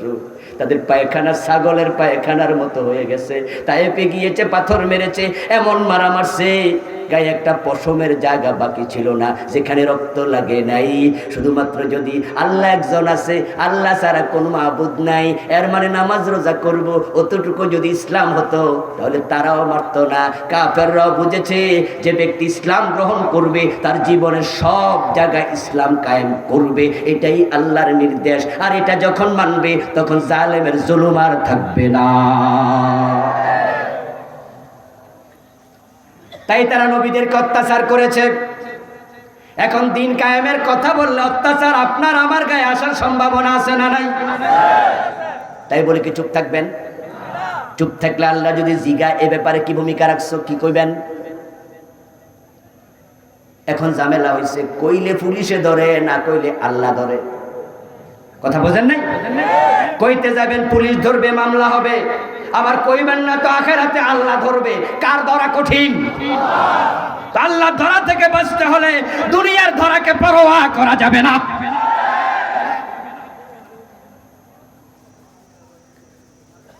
ও বন্ধু, দিন কায়েম হলে তো নামাজ কায়েম হবে। এর আগে নামাজ তো শুধু ওয়াজে থাকবে। এই দেশে নামাজের জন্য যত ওয়াজ হয়, এত ওয়াজ অন্য কোন সাবজেক্টে হয় না। তাবলীগ জামাতের ভাইয়েরা তো নামাজের ওয়াজ করতে করতে জীবনটা একবারে তেজপাতা বানাই লাইছে। প্রতিদিন মাগরিবের সময়, আসরের সময় দেশের শত শত হাজার হাজার মসজিদ থেকে তাবলীগের ভাইয়েরা পিঁপড়ার মতো দল বাইন্দা বাইন্দা গাছতে বের হয়। সামনে যারে পাইছে সুপারগুলো দিয়া ধরছে, গোল হইয়া খাড়াইয়া, ভাই মসজিদে আসেন, মসজিদে আসেন, আল্লাহ আপনারে কেন বানাইছে, এমন ভাবে ওয়াজ শুরু করে। বেড়ার থেকে ওয়াদা লইয়া সারে মসজিদে যাব। বেড়া যদি কয় জি, কথা হইলে চলেন। বেড়া আবার কয় সাজছে কাম ধরা তো খাইছি, কয় হুজুর লুঙ্গিটা খারাপ।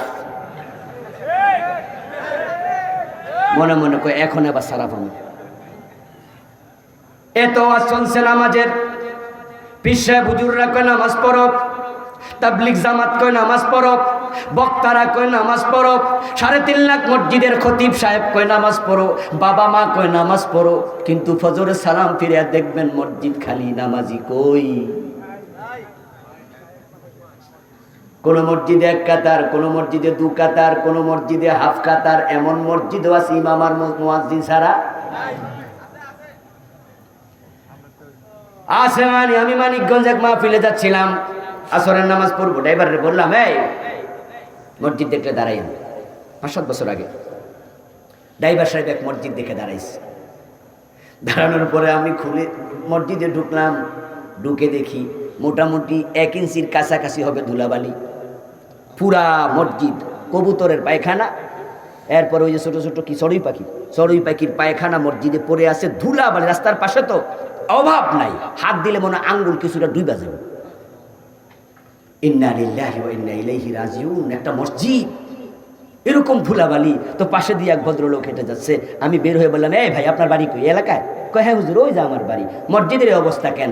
হুজুর এখন তো বুধবার, শুক্রবারে পরিষ্কার করুন। এর মানে হলো গত শুক্রবারে করছি, শনি গেছে, রবি গেছে, সোম গেছে, মঙ্গল গেছে, আজকে কি বার? তো 5 দিনে তো ময়লা ওই বই। এটা আশ্চর্যের কি হয়? আপনি আশ্চর্য হয়েছেন কেন? মানে হে আমার বুঝাচ্ছে আশ্চর্য হওয়ার কি আছে? আজকে বুধবার তো।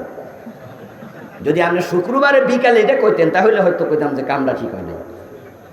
কি বোঝা গেল? এই সপ্তাহে আর কেউ মসজিদে আসে না। ও বন্ধু, অথচ কোরআনের বিধান হলো ইযা নুদিয়া লিস-সালাতি মিন ইয়াউমিল জুমুআতি ফাসআউ ইলা যিকরিল্লাহি ওয়া যারুল বাই'। الذين إن مكناهم في الأرض أقاموا الصلاة وآتوا الزكاة وأمروا بالمعروف ونهوا عن المنكر। আল্লাহ তাআলা বলে, দিন যখন বিজয় হয়ে যাবে, দিন যখন কায়েম হয়ে যাবে, তখন সংসদে এমন আইন পাস হবে, আজানের সাথে সাথে দোকান বন্ধ। আইন হবে দোকান বন্ধ, না হলে পুলিশ ধরে নিয়ে যাবে, সিলগালা করে দেবে, 3 দিন জেল খাটাইয়া দেবে। ঠেলার নাম অজু ছাড়াও পাবলিক মসজিদে দৌড় মারব, পুলিশ আইতাছে রে। ঠিক না? ঠিক না? 2-4 দিন যখন অজু ছাড়াও যাবে, 3য় 4র্থ দিন মনে মনে ভাববে, যেহেতু মসজিদে আসাই লাগে, তাহলে অজু কইরাই আসি। ও ভাইয়েরা আমার, রাসূলুল্লাহ সাল্লাল্লাহু আলাইহি ওয়াসাল্লাম বলেছেন, আমার মনে চায় মাঝে মাঝে আজানের পরে কোনো একজনকে আমার জায়গায় ইমামতিতে দাঁড় করাইয়া আমি গ্রামে যাই, মহল্লায় যাই, যারা মসজিদে আসে নাই তাদের ঘর বাড়িতে আগুন লাগাই। আমার বন্ধু সৌদি আরবে গেলে দেখেন মক্কা মদিনার পাশে আজানের সাথে সাথে কেমনে দোকানগুলো বন্ধ হয়ে যায়, সব মানুষ মসজিদে দৌড়ায়। এই আইনটা যদি বাংলাদেশে হয়ে যেত, দিন যখন কায়েম হয়ে যাবে, তখন সংসদ ভবনে অধিবেশন চলাকালে আজানের সাথে সাথে বিরতি হবে। যিনি স্পিকার হবেন, প্রধানমন্ত্রী হবেন, প্রেসিডেন্ট হবেন, তখন তিনি নিজে ইমামতি করে নামাজ পড়াবে। গণভবনের প্রধান যিনি, তিনি হবেন সেখানের খতিব। ডিসি অফিসে ডিসি হবেন খতিব, এবং জাতীয় মসজিদে প্রেসিডেন্ট হবে খতিব। সব জায়গায় টিওনো অফিসে টিওনো ইমাম, ডিসি অফিসে ডিসি ইমাম। যদি এমন কায়েম হয়ে যায়, ইন্নাস সালাতা তানহা আনিল ফাহশাই ওয়াল মুনকার, এমন নামাজ চালু হবে, অফিসগুলোতে ঘোষের লেনদেন বন্ধ হয়ে যাবে। ও তাবলীগের ভাইরা, যদি আপনি চান দেশে নামাজ কায়েম হোক, ও পীর সাহেবের মুরিদ আপনি চান যদি দেশে নামাজ কায়েম হোক, ও ভাইরা আপনারা চান, তাহলে বলুন তো নামাজের জন্য আইন বানানো দরকার আছে না নাই? যে নামাজ পড়বে না তাকে ধরে জেলে দাও, জেলের মাঝে নামাজের প্রশিক্ষণ দাও। আমার বন্ধু পরিতাপ, জেলখানাগুলোতে মানুষ যখন যায়, খারাপ মানুষ আরো খারাপ হয়। যদিও যারা ভালো তারা সেখানে আল্লাহর কাছাকাছি দেওয়ার সুযোগ পায়, তাহাজ্জুদ পড়ার সুযোগ পায়, কোরআন পড়ার সুযোগ পায়, কিন্তু যারা খারাপ মানুষ তারা খারাপদের সাথে মিশে আরো খারাপ হয়। এই যে ছাগল চোর ধইরা আপনি জেলে দেন, ওই বেটা সেখানে যাইয়া ডাকাত হইয়া বাইর হবে, কারণ সেখানে বড় বড় চোর ডাকাত আছে না নাই? সৎসঙ্গে স্বর্গবাস, অসৎ সঙ্গে সর্বনাশ। মানুষের আইনগুলো কখনো কল্যাণকর নয়, কারণ কিসে কল্যাণ কিসে অকল্যাণ এটা মানুষ জানে না, জানে কে? এজন্য তিনি আইন দিয়েছে। কি সাইকোলজিক্যাল, কি লজিক্যাল, কি সাইন্টিফিক আইন, চোর ধরে হাত কাটো, এই বিধানটা যদি বাংলাদেশে 6 মাস চলে, 50 জন 100 জন চোর কুমিল্লা জেলায় হাত কাটা হয়, ঢাকা জেলায় কাটা হয়, নোয়াখালী জেলায় কাটা হয়, ফেনী জেলায় কাটা হয়, পত্রিকায় হেডলাইন করে ছবি দেয়া হয়, টেলিভিশনের ব্রেকিং নিউজ করা হয়, ইউটিউবে ছবি বানায় আপলোড করা হয়, কেমনে হাত কাটতেছে। এরকম ঠেলায় পড়া ঠেলা দেখে হাজার হাজার চোর চুরি ছেড়ে দেবে, চুরির কথা মনে হলে ঠান্ডা পানি খাবে। হাত কাটা চোর দেখে হাজার চোর চুরি ছাড়বে। আর যারা নেতা আছে তারা তো আর ডরে মাগনা দিলেও খাইব না, কারণ নির্বাচন আসলে তো 2 হাত তোলা দেয়া লাগে, হাত কাটলে হাত তো নাই, তোলা দেব কি?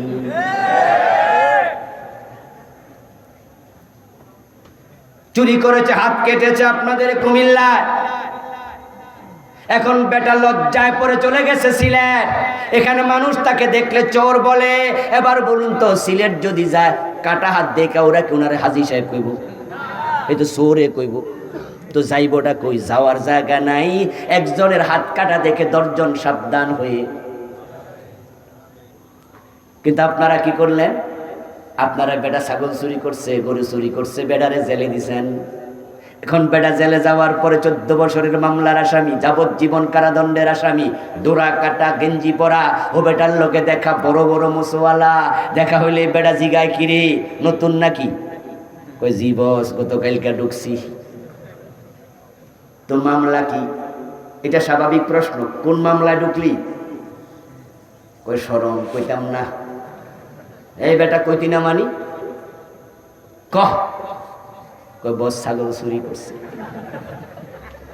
কই তোদের মতো আসামিদের কারণে জেলের বদনাম হয় বেটা, আইবি যেহেতু বড় কিছু কইরা আইবি। এখন তো বেটা আবার চোখ বড় করে জিগায়, স্যার তাহলে আপনি কি করছেন? জিগায় না? তখন কই আমি ব্যাংক ডাকাতি করতে গেছি, কপাল খারাপ, ধরা পড়ে গেছি, না হয় এক রাত হইতাম কোটিপতি। গাড়ি ডাকাত আছে জেলে, ব্যাংক ডাকাত আছে না? ওদের সাথে দেখা হবে 24 ঘন্টা। এখন তো বেটা আবার কয়, স্যার বলেন কি, আমি তো 30 বছর ছাগল চুরি করি, এখনো 10 লাখ জোগাইতে পারি নাই, এক রাইতে কোটিপতি। কেমনে কন, কেমনে? কই আসত 6 মাস। কই জি। কই শিখাইয়া দিমুনি। চোরের সাথে চললে মানুষ কি হয়? ভালো মানুষের চোর সাথে চললে কি হয়? সঙ্গীর গুণ পশিয়াছে মম মাঝে গো, নইলে কাদায় সুবাস কি এত পাইতে।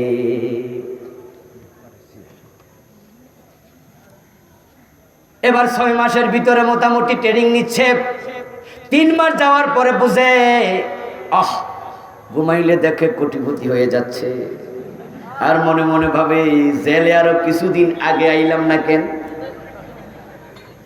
এবার 6 মাস পরে যখন জেল থেকে ছাড়া পায়, জেলখানার মাটিতে হাত দিয়া কসম কইরা আসে, ছাগল আর মাগ না দিলেও। এবার চোর ছাড়া পাই আসছে, এলাকার লোকের আত্মীয় স্বজন যারা আছে একটু ঠাট্টা মস্কারি করে, কয় কিরে 6 মাস তো খাটলি, ছাগল চুরি করবি। হে বেটা কয় আল্লাহর কসম মাগ না দিল আর। এখন আপনি মনে করছেন আল্লাহর ওলি হয়েছে, আসলে কি ওলি হয়েছিল? এ চিন্তা তো আরেকটা আছে। মানুষের আইনে শান্তি আসবে না, শান্তির জন্য আল্লাহর আইন প্রয়োজন আছে না নাই? এখন আল্লাহ দিনের বিজয়ের কথা বলবেন, দিন কায়েমের কথা বলবেন, বিপদ আসবে। বিপদ দেখে হতাশ হবেন না, কারণ মানুষের চেষ্টা যেখানে শেষ, আল্লাহর সাহায্য সেখানে হবে শুরু। ইব্রাহিম আলাইহিস সালামকে আল্লাহ পরীক্ষা করেছেন, বিপদে পড়েছে। মুসা নবীকে আল্লাহ পরীক্ষায় ফেলেছেন, বিপদে পড়েছে। দিন কায়েমের কথা বলেছেন। দিন মানে ইসলাম, ইসলাম পুরা জীবনে লাগবে। আপনি আছেন যেখানে, ইসলাম থাকবে সেখানে। এখন বিপদ আসলে হযরত ইব্রাহিমের জীবনে, ওনাকে আগুনে ফেলে দিচ্ছে। চরকির মাঝে বসে আছেন ইব্রাহিম, তিনি দেখতে পাচ্ছেন নিচে আগুন ধাউ ধাউ করে জ্বলছে। হঠাৎ করে রশিতে টান মারা হলো, ইব্রাহিম পড়ে গেলেন আগুনে। জিবরিল আমিন আসলেন, এসে বলছেন, ইয়া ইব্রাহিম আলাকা হাযা, ইব্রাহিম সাহায্য লাগবে নাকি, আমি এসেছি। ইব্রাহিম নবী বলেছেন, হাসবি আল্লাহু নি'মাল ওয়াকিল নি'মাল মাওলা ও নি'মান নাসীর। তোমার সাহায্যের প্রয়োজন নাই। আম্মা মিনকা ফালা ওয়া আম্মা মিনাল্লাহি ফাবালা, আমার আল্লাহ যথেষ্ট। ইব্রাহিম আলাইহিস সালাম জানে আমার আল্লাহ আমাকে একা ছেড়ে দেবে না, দিন তো আমার না, দিন কার? আমি তো আল্লাহর দ্বীনের কর্মী মাত্র। যদি আপনার ক্ষেতের মাঝে উত্তরবঙ্গের একজন কামলা আইসা ধান লাগাতে যায়, আরেক বেটা আইসা আপনার কামলারে পিটায়, তখন আপনি নিজে দৌড়ে যাবেন, আমার কামলা পিটাইলো কে, তার পক্ষে আপনি দাঁড়াবেন। আল্লাহর দ্বীনের জন্য আমরা যখন কথা বলবো, জালেম জুলুম করবে, আমার আল্লাহ আমাদের পক্ষে দাঁড়ায়া যায়। وكان حقا علينا نصر المؤمنين। আল্লাহর ওয়াদা, মুমিনদেরকে সাহায্য করা আল্লাহর দায়িত্ব। এখন ইব্রাহিম আলাইহিস সালাম আগুনে পড়ে গেলেন। আমার আল্লাহ দেখেছেন ইব্রাহিম তো এখন নিজে আর কিছু করতে পারবে না, আমার উপর ভরসা করে সামনে আগাইছে, ইব্রাহিমকে হেফাজত করতে হবে। তাই তিনি এবার বললেন আগুনকে লক্ষ্য করে, ইয়া নারু কুনি বারদান ওয়া সালামান আলা ইব্রাহিম, ও আগুন ইব্রাহিমের জন্য তুমি নাতিশীতোষ্ণ হয়ে যাও। কুল্লা ইয়া নারু কুনি বারদা, আগুন তুমি ঠান্ডা হও। সুবহানাল্লাহ বলেন। আগুনের স্বভাব কি ঠান্ডা না গরম? কিন্তু আল্লাহ অর্ডার করলেন ঠান্ডা হও। ইব্রাহিম আলাইহিস সালাম আগুনে পড়ার সময় গায়ে কম্বল লইয়া গেছিল, শীতের জ্যাকেট লইয়া, তো ঠান্ডায় গেলে কষ্ট পাবে, এই জন্য আল্লাহ কয় বারদাও ওয়া সালামা, এমন ঠান্ডা হবা আমার ইব্রাহিম যেন আরাম বোধ করে। ইব্রাহিম আলাইহিস সালাম আগুনের ভিতরে 40 দিন ছিলেন। লাম তাহরিকিন নার মিনহু ইল্লা ওয়াসাকাহু। তাফসীর ইবনে কাসির প্রণেতা বলেন ইব্রাহিম আলাইহিস সালামের গায়ের চামড়া, গায়ের জামা আগুন টাচ করে নাই, তবে ওনাকে হাত পা বেঁধে আগুনে ফেলেছিল। ওই হাত পাতে বাঁধা রশিগুলো আগুন খেয়ে ইব্রাহিমকে মুক্ত করে দিয়েছে। তিনি 40 দিন পরে আগুন থেকে বের হলেন। হায়াত পেয়েছিলেন 250 বছর। জীবনের শেষ দিকে উনার নাতিদের সাথে যখন গল্প গুজব করতেন, ইব্রাহিম আলাইহিস সালাম বলতেন, আমি আমার লম্বা জীবনে যত আরাম আয়েশ উপভোগ করেছি, সবচেয়ে বেশি আরামে ছিলাম নমরুদের আগুনের ভিতরে। এটা আওয়াজ করে বলতে হবে, সে আল্লাহ এখনো আছে না নাই? এবার যে নমরুদ আগুনে পোড়াইতে চেয়েছে তার দিকে তাকায় দেখেন জুতার বাড়ি খাইয়া মরছে। মানুষের চেষ্টা যেখানে শেষ, আল্লাহর সাহায্য সেখানে শুরু। হতাশ হওয়া যাবে না। ওয়ালা তাহিনু ওয়ালা তাহজানু ওয়া আনতুমুল আ'লাউনা ইন কুনতুম মুমিনিন। তোমরা হতাশ হইও না, দুশ্চিন্তা করো না, তোমরাই বিজয়ী হবে যদি ঈমান ধরে রাখতে পারো। মুসা আলাইহিস সালাম বনি ইসরাইলের লোকদেরকে সাথে নিয়ে দৌড়াতে দৌড়াতে চলে গেলেন একবারে বাহরে আহমারের তীরে। রওয়ানা দিয়েছিলেন রাতের বেলায়, আল্লাহর অর্ডারও তাই ছিল, ওয়াসরি ইবাদি ফাইন্নাকুম মুত্তাবাউন। ইব্রাহিম হযরত মুসা আলাইহিস সালাম যেতে যেতে সাগরের তীরে গেলেন। সকাল হয়ে গেল। ফেরাউন খবর পায়া পিছন থেকে দৌড়াতে দৌড়াতে আগালো, শত শত সৈন্য সাথে নিয়ে। মুসাকে যেতেও দেব না, থাকতেও দেব না, ধরে এনে শুলে চড়াইয়া দেব। সামনে সমুদ্র, পিছনে ফেরাউন, এখন হবে কি? এই জন্য হযরত মুসার উম্মত বলল, ইন্না লামুদরাকুন, আমরা তো ধরা পড়ে গেলাম, উপায় নাই। মুসা নবী জবাব দেয়, কাল্লা ইন্না মাইয়া রাব্বি সায়াহদিন, অসম্ভব, ধরা খাবো না, আমার সাথে আছে কে? আল্লাহ। আল্লাহ তাআলা যখন দেখেন মুসা আলাইহিস সালাম আল্লাহর উপর 100% ভরসা করেছে, কোরআনের আয়াত হলো মাইয়া তাওয়াক্কাল আলাল্লাহি ফাহুয়া হাসবু, যে আল্লাহর উপর ভরসা করে তার জন্য আল্লাহ নিজে যথেষ্ট হয়ে যায়। হযরত মুসার ভরসা দেখে, তাওয়াক্কুল দেখে আমার আল্লাহ কয়, মুসা তোমার হাতের লাঠি দিয়া সমুদ্রে একটা আঘাত করো। আঘাত করার সাথে সাথে রাস্তা হয়ে গেল 12টা। ওই রাস্তা ধরে মুসা নবী চলে গেলেন। আল্লাহ ওনাকে সাহায্য করলেন, কিন্তু যে বেটা এসে ধরতে, ওই বেটার খবর কি? এবার ফেরাউনের দিকে তাকাও, ফেরাউন ওই সাগরে ডুবে মরেছে, ডুবে মরেছে। ওই ফেরাউনের লাশ পৃথিবীর বুকে এখনো আছে, পানিতে ভাসমান ছিল ৩১০০ বছর, ৩১০০ বছর। ওর লাশটা দেখার জন্য আমিও গিয়েছি কায়রো শহরে। ওদের ন্যাশনাল মিউজিয়ামের ভিতরে শটান শুয়ে আছে কাছের একটা বাক্সার ভিতরে। একবারে কাছে যাইয়া চোখ দিয়া খুঁটিয়ে খুঁটিয়ে দেখেছি, হাতের নখগুলো এখন এরকম সাদাই আছে।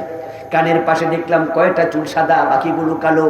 সুটকি হয়ে গেছে, পচে নাই, গলে নাই, হাঙ্গর খায় নাই, তিমি খায় নাই। ৩১০০ বছর পানিতে ভাসায় রাখছেন কে? কেন রেখেছেন এবার শুনুন। আল্লাহ তাআলা বলছেন, আল-ইয়াওমা নুনাজ্জিকা বিবাদানিকা লিতাকুনা লিমান খালফাকা আয়া। ও ফেরাউন, তোকে পানিতে ডুবালাম, চুবাইয়া মারলাম, কিন্তু তোর দেহটা আমি রেখে দিলাম। পচতে দেব না, গলতে দেব না, কোনো প্রাণীকে খেতে দেব না। পরবর্তী যুগের লোকেরা তোকে দেখে শিক্ষা নেবে, তারা যেন তোর মতো ফেরাউন না হয়। হলে তাদেরকে চুবানোর ক্ষমতা আল্লাহর আছে না নাই?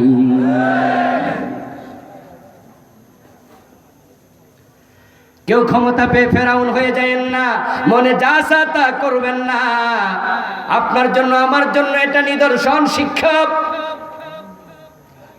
আপনাদেরকে আমি 3টা প্রশ্ন করব, জবাব যারা জানেন দয়া করে জবাব দিন। ফেরাউন যখন পানিতে ডুবে মরছে, সে ঘুমিয়েছিল না সজাগ ছিল? ক্ষমতায় ছিল না পদত্যাগ করছিল? একা ছিল না সৈন্য ছিল? আল্লাহ কি বুঝালেন? আমি ধরলে সজাগ রাইখা, ক্ষমতায় রাইখা, সৈন্য সহ ডুবাবো, বাঁচতে পারবি না। তো সৈন্য তোরে বাঁচাইতে পারবে না। তবে আল্লাহর সুন্নাহ হলো তোমাদের চেষ্টা শেষ হওয়া লাগবে। চেষ্টা শেষ না হলে আল্লাহর সাহায্য আসে না। আমাদের বাংলার জমিনে দিনের পক্ষে আমরা যারা কাজ করছি, কথা বলছি, এখনো সাহায্য আকাশ থেকে আমরা পাই নাই। এটাই প্রমাণ করা আমাদের চেষ্টা এখনো শেষ হয়। হতাশ হওয়া যাবে না।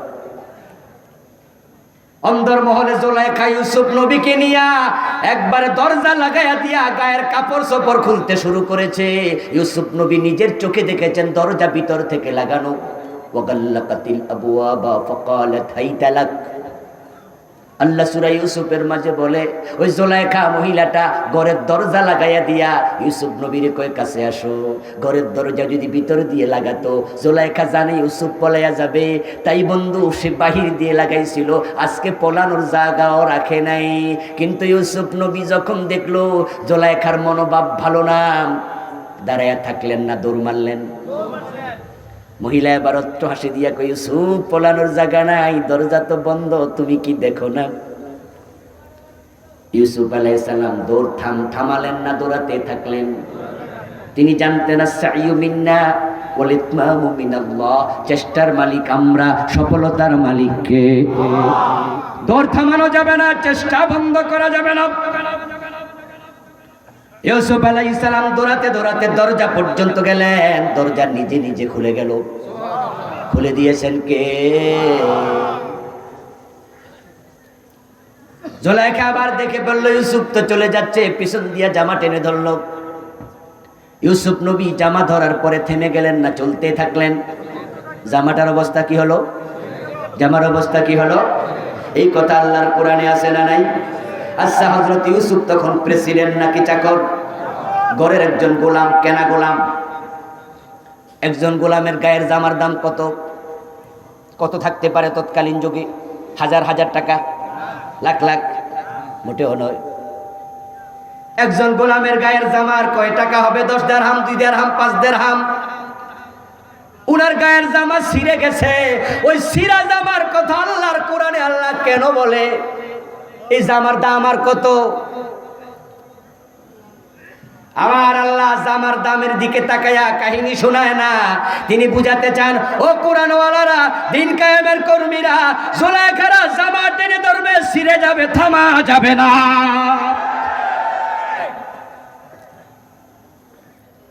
ইউসুফ আলাইহিস সালাম যখন ঘরের দরজা পর্যন্ত পৌঁছে গেলেন, জুলাইখার সামনে আগায় দেখে তার স্বামী আজিজে মিশর হাজির। এখন স্বামীর সামনে পাইয়া মহিলার সাথে সাথে পুরা পল্টি লইল। মহিলার সাথে সাথে কয়, দেখেন আপনার গোলাম আপনার বউয়ের ইজ্জতে হাত দিতে ঘরে ঢুকেছে, আমি তারে দৌড়াইতেছি। নাউযুবিল্লাহ। ইউসুফ আলাইহিস সালাম বলে, আশ্চর্য কথা, আপনি এসব কি কন? আমি বুঝি ঘরে ঢুকছি, আপনারা ডাইকা নিছেন। সেখানে ছোট্ট একটা বাচ্চা ছিল, ইউসুফের পক্ষে সাক্ষী দিল। আমার বন্ধু আল্লাহ তাআলা বলেন, তখন ইউসুফকে লক্ষ্য করে উনার আজিজি মিশর প্রেসিডেন্ট বুঝছে ঘটনা, বুঝা কি ইউসুফ আউরিদান হাজা, এসব তুমি ছাড়ো, তুমি তোমার জায়গায় চলে যাও। ও জুলাইখা, আমি বুঝে ফেলেছি, ইন্না কাইদা কুন্না আযীম, তোমাদের ষড়যন্ত্র বড় মারাত্মক। এবার আপনাদেরকে একটা প্রশ্ন করি, যারা জানেন একটু জবাব দিয়েন। কুন্না এক বছর না বহু বছর? এটা জমির কা কুমা কুম, কি কুমা কুন্না। তো ইন্না কাইদা কুন্না আযীম, ও জুলাইখারা, তোমাদের ষড়যন্ত্র বড় জঘন্য। জুলাইখা ছিল একজন, শব্দ কেন বহু বচন? আল্লাহ ভালো করে জানে এরকম জুলাইখা ভবিষ্যতেও আসবে। যারা ইউসুফদের সাথে একই আচরণ করবে, হযরত ইউসুফ আলাইহিস সালাম যখন জুলাইখার কথায় একমত হন নাই, তখন জুলাইখা কৌশল করতে করতে করতে করতে ষড়যন্ত্র করতে করতে ইউসুফ নবীকে এক পর্যায়ে জেলে ঢুকাইয়া দিছে।